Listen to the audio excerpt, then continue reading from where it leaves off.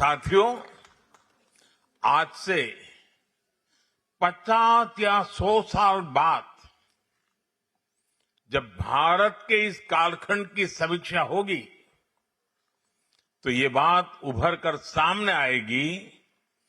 इस कालखंड को भारत की एस्पिरेशंस ने ड्राइव किया। ये भारत के एस्पिरेशंस का नया युग है। जहां बिजली पहुंची है वहां लोग सिर्फ बिजली नहीं चाहते, वे स्मार्ट लिविंग चाहते हैं। जहां ट्रेन पहुंची है वहां लोग हाई स्पीड कनेक्टिविटी चाहते हैं। जहां हाईवे बने हैं वहां लोग वर्ल्ड क्लास एक्सप्रेसवे चाहते हैं।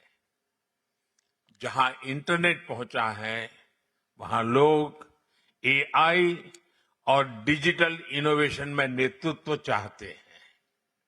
यानी आज भारत के लोग अपने जीवन को भी नेक्स्ट लेवल पर ले जाना चाहते हैं और भारत को भी नेक्स्ट लेवल पर ले जाना उनका मकसद है, उनका संकल्प है, उनके सपने हैं।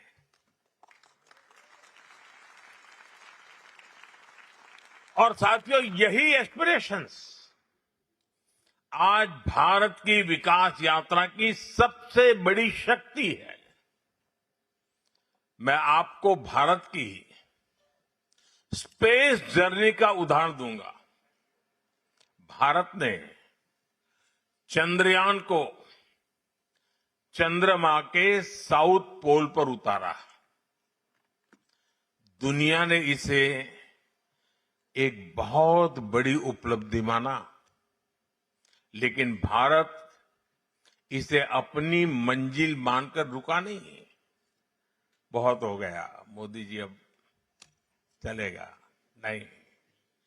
आज देश गगनयान की तैयारी कर रहा है।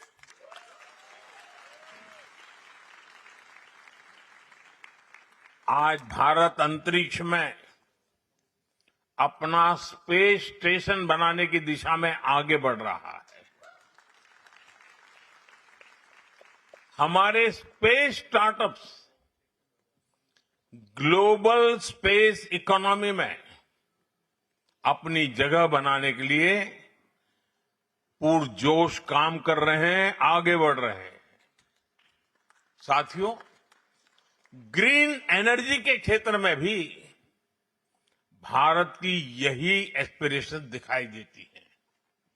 सोलर पावर में भारत की उपलब्धियों की दुनिया भर में लगातार चर्चा हो रही है, लेकिन भारत अगली छलांग की तैयारी कर रहा है।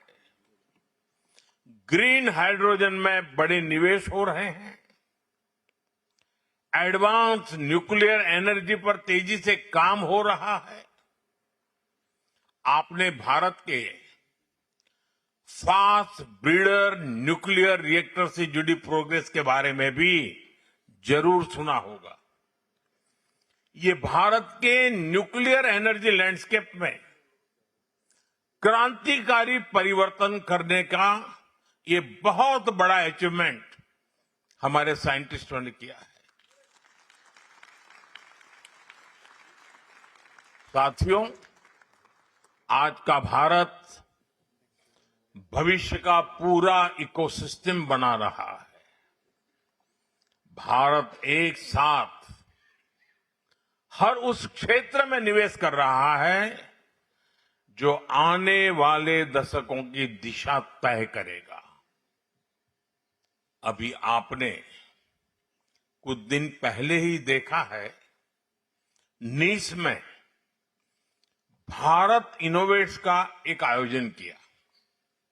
ये इवेंट भारत के डीप टेक सामर्थ्य को दुनिया तक पहुंचाने का एक और माध्यम था। इसमें भारत के 120 डीप टेक स्टार्टअप्स उपस्थित थे। भारत इनोवेट्स में करीब 1400 B2B मीटिंग हुई है। कई स्टार्टअप्स के लिए इन्वेस्टमेंट कमिटमेंट्स आगे बढ़ी, कॉमर्शियल ऑर्डर्स के लिए रास्ते खुले, फ्रेंच और यूरोपियन यूनिवर्सिटी तथा इंक्यूबेटर्स के साथ एंगेजमेंट बढ़ रही है, स्टूडेंट एक्सचेंजेस, ज्वाइंट रिसर्च और इनोवेशन सपोर्ट के नए रास्ते बने हैं। इसलिए भारत इनोवेट्स सिर्फ एक समिट नहीं रहा, यह इनोवेशन डिप्लोमेसी का एक नया मॉडल बना है। और आज ही पेरिस में विवा टेक इवेंट के जरिए इस यात्रा को हमने और आगे बढ़ाया। नीस में हमने आइडियाज को कैपिटल से जोड़ा और पेरिस में इंडियन इनोवेशन को ग्लोबल स्केल से जोड़ा। आज दुनिया देख रही है भारत केवल भविष्य के लिए तैयार नहीं हो रहा है, भारत भविष्य को, और ये मैं बहुत जिम्मेवारी के साथ कह रहा हूं, भारत भविष्य को आकार दे रहा है।